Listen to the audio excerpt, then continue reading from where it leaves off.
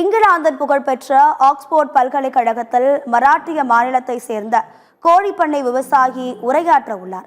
மகாராஷ்டிரா மாநிலம் அமராவதி மாவட்டத்தை சேர்ந்த ரவீந்திர மாணிக்கராவ் என்ற விவசாயி தான் கல்லூரியில் படித்துக் கொண்டிருக்கும் போதே வீட்டின் மொட்டை மாடியில் கோழிப்பண்ணை தொழில் தொடங்கினார். தனது தந்தையின் பணத்தில் 100 கோடிகளுடன் தொடங்கிய கோழி வளர்ப்பை தனது தாயின் நிலத்தை விற்று பணத்தை கொண்டு கோழிப்பண்ணையை விரிவுபடுத்தினார். பின்னர் வங்கியில் கடன் வாங்கி கோழியை வளர்க்க அதிகப்படுத்தினார். படிப்படியாக முன்னேறி 50 ஏக்கரில் கோழிப்பண்ணை, ஆண்டுக்கு 15 கோடி ரூபாய் வருமானம் என கோழிப்பண்ணையில் மிகப்பெரிய சாம்ராஜ்யத்தையே உருவாக்கினார்.